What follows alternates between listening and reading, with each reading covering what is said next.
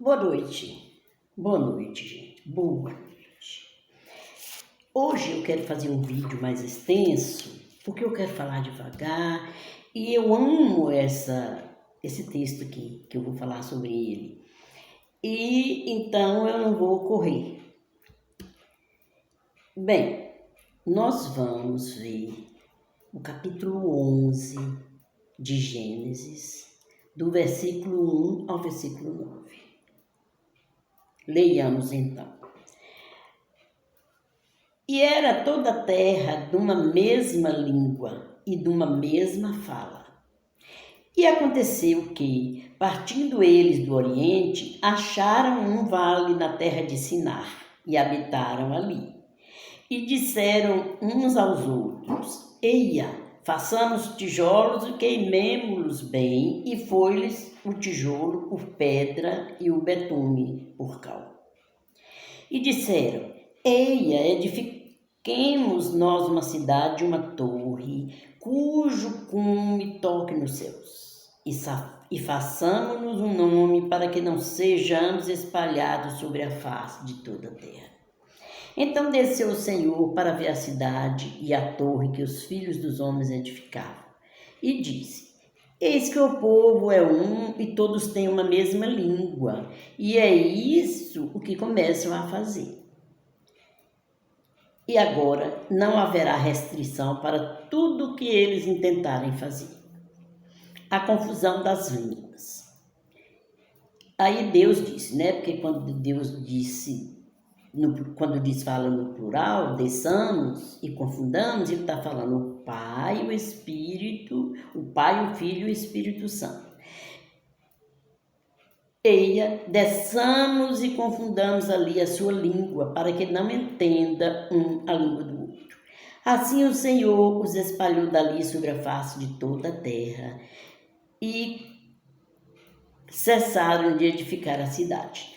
Por isso se chamou o seu nome Babel, porquanto ali confundiu o Senhor a língua de toda a terra. E dali os espalhou o Senhor sobre a face de toda a terra. Bem, então, explicado aqui por que um fala francês, outro fala inglês, outro fala português, sabe? As línguas foram confundidas porque os homens começaram a tentar fazer aquilo que Deus não mandou fazer. E aí, eu já disse para vocês que, eu não disse.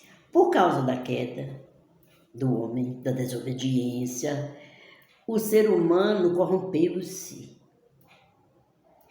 E os pensamentos do seu coração eram maus continuamente.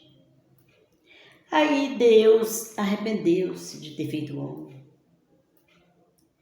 E aí, no meio daquela corrupção toda, ele achou um homem. Ele achou graça num homem que era o Noé. Noé, a Bíblia diz, andava com Deus. A gente sempre vê, né, no meio de perversões aí, a gente sempre vê pessoas polidas, pessoas respeitosas, né? Então aí Deus chamou Noé e fez um acordo com ele, para ele fazer uma arca de 3 compartimentos. Um seria para os animais, outro seria para os alimentos dos animais e outro seria para ele, ser humano, ficar, né? Não deve ter sido fácil ficar 6 meses preso naquela arca. Mas depois eles escolheram bênção. Foi difícil? Foi. Às vezes Deus nos surpreende com alguma adversidade e a gente fica sem entender, mas Senhor, por que eu? Pergunta não. Fala, Senhor, me ajuda a passar por essa adversidade, porque eu sei que no final tem bênção. Bem, e aí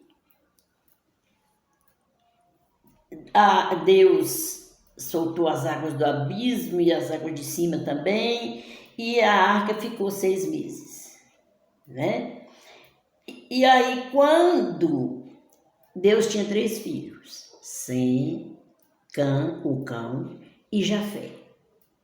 Então, na arca foi Noé, a esposa, os 3 filhos de Noé com suas esposas também. Eles repovoaram a terra. E aí, quando eles desceram da arca, Noé fez. Depois vocês leem capítulo 9, 10, 11. É maravilhoso. Vocês vão ver tanta coisinha assim que a gente nunca imagina que tem na Bíblia. E aí, Noé edificou um altar e sacrificou animaizinhos limpos, que ele levou animais limpos na arca. E Deus sentiu o cheiro suave do sacrifício. Então, no dilúvio, os montes mais altos da terra foram cobertos. Foi muita água. Deus fez, Noé fez procedeu dessa maneira, fazendo um altar ao Senhor e sacrificando a Ele, porque Noé era um homem que andava com Deus. E aí Deus fez com ele um concerto, com ele e com a terra inteira. Ele disse que ele jamais enviaria um dilúvio de novo. Aí ele falou, porém nas nuvens o meu ar, que é o arco-íris, né? Então, quando eles vissem o arco-íris, eles se lembrariam de que Deus não ia mais enviar dilúvio para destruir tudo. E lá, quando Deus fala que enviou a água, ele diz assim que destruiu tudo. Tudo que estava no seco.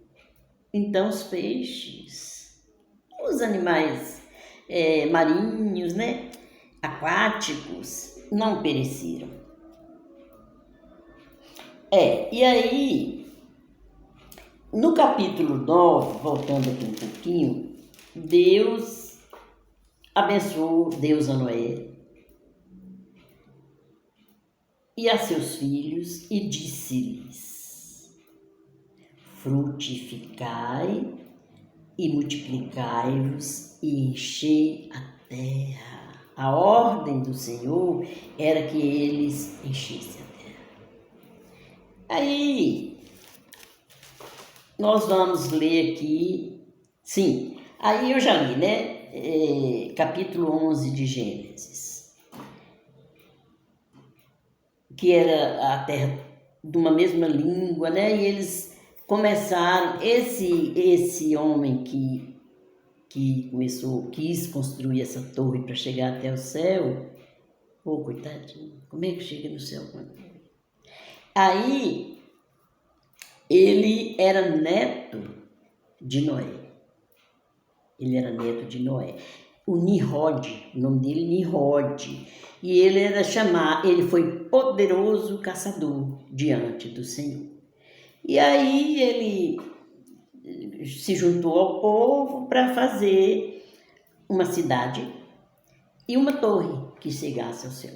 Alguns historiadores dizem que a decisão deles de fazer isso é porque eles tinham medo de que viesse novamente o dilúvio e os destruísse.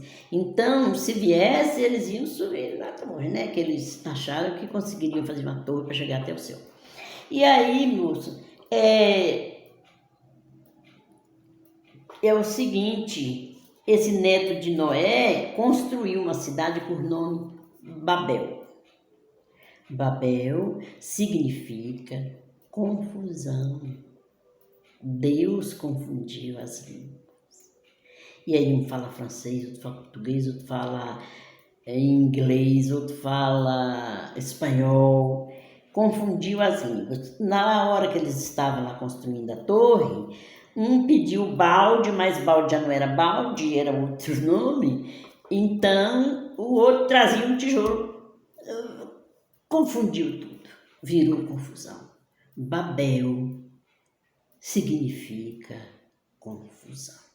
Ainda hoje, sabe, a gente sabe que não vai demorar muito para que Jesus Cristo volte à Terra para buscar os seus, a gente sabe que não vai demorar.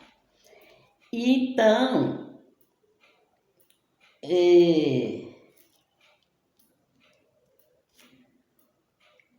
sim, aí Nimrod fez a cidade de Babel e a torre, não é? Depois vocês leem o capítulo 10 para vocês verem os descendentes de Noé. É muito interessante.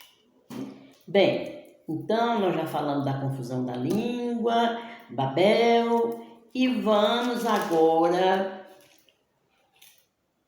Sim, eu queria falar com vocês agora o seguinte. Eles encontraram, quando eles saíram do Oriente, a ordem de Deus era para que frutificai-vos, multiplicai-vos, enchei a terra. E eles queriam parar lá no cantinho, para ter um nome, né? Bem, e aí...